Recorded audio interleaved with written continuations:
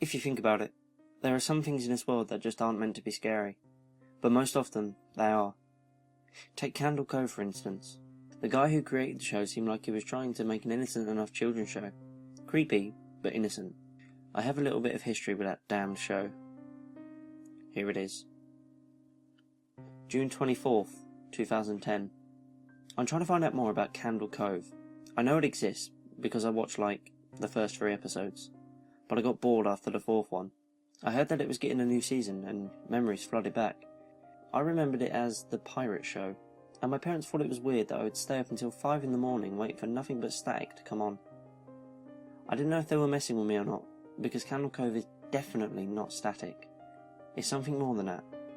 Something terrible. June 25th, 2010. After writing that first entry, I decided to dig up some news about Candle Cove, possibly even find some episodes. I was on the internet about 12 midnight when I received a text message from someone with a name in binary. The message said, when decoded from binary to text, "Meet me." Meet me? What did he mean, meet me? Was I supposed to meet whoever that was somewhere? I don't know. June 26th, 2010. I found an old episode of Candle Cove. It was from season 1 and was at least the 5th episode. It's funny, because I don't really remember seeing anything like this. The episode depicted it as being Janice's birthday, and the pirates in the skin taker and the rest of the characters sang happy birthday, and then the skin taker broke off into a weird song which I assumed to be called 1 Year Closer. When he finished the song, all the puppets kind of stared at the camera, their eyes glassy. And then out of nowhere, skeletons came out. Yeah, you 4chan fans, you can literally say that skeletons popped out. The scary thing about it was, the skeletons kept grabbing near Janice's breast area and touching her butt. June 27th, 2010. I contacted someone I met over the internet who apparently watched Candle Cove when it was on TV. He told me to come to his house and interview him. At first I was weary, but then I realised this was Candle Cove we were going to talk about. When I got there, I noticed his house was immaculate, but mostly because he had nothing but a TV and a bed in his house. It looked like he didn't have any food either.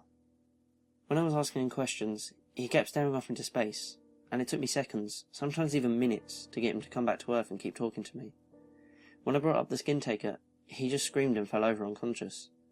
I tapped him, but it seemed as if he wouldn't wake for hours. After that, and this might sound creepy, but I'm doing absolutely everything to find out anything about Candle Cove. I went upstairs and searched his room for anything that had something to do with that damn show. I found some concept art, but it was signed. I could barely even tell what it was. There's also a note I will read. That's from the guy who lived across the street from me when I was younger, who I'll describe better in the next entry. But for now, I need some rest. June 30th, 2010. Wow, I slept for nearly 4 days. I don't ever remember doing that. Ever. I remember some dreams that I had during the 4-day sleep period. The skin taker was chasing me down a long dark hallway, as other villains from the show came around corners. First, there was Horace Horrible, then Milo, and then something terrible I thought I'd never see again. He was tall and dressed like a normal man, but he was also decaying, and I could literally smell his terrible burning flesh as he stumbled around the corner. The man was some strange old guy who lived on my street when I was about 10, who would sometimes go onto my lawn when my parents weren't home and stare through my window. I remember his house being burnt down about 2 years later when I was home alone. Apparently, it was suicide. I don't really want to know what made him burn his house down, but I feel like I must. I'm going to go to his house tomorrow to look for clues. Oh yeah, I almost forgot. Here's the note I found at the man's house. Dear Lucille, I don't know how much longer I can take this. The nightmares are becoming more frequent, more disturbing. Most of them are of him, but all of them have the same picture of that kid who lives across the street with me, with his eyes gouged out. If only there was a way I could warn him about that damn Candle Cove show before it's too late. Sincerely, Bill. June 31st, 2010. What I saw in that house will most likely make me not able to sleep for days, maybe even years. The house was nothing but a patch of dirt now, but knowing better, I dug into the dirt, and I soon hit something. The material scraped against my fingernails as I took the packed dirt off the top of it. It was a note. It reads, "Percy was a pirate. He was the greatest one around. Percy was a pirate. He never wore a frown. Until one day Mr. Skintaker came to town and took all the other children down to his workshop, where he would chop and sew skin into his new cape, always looking for new children to rape." This is getting far too fucking disturbing. July 1st, 2010.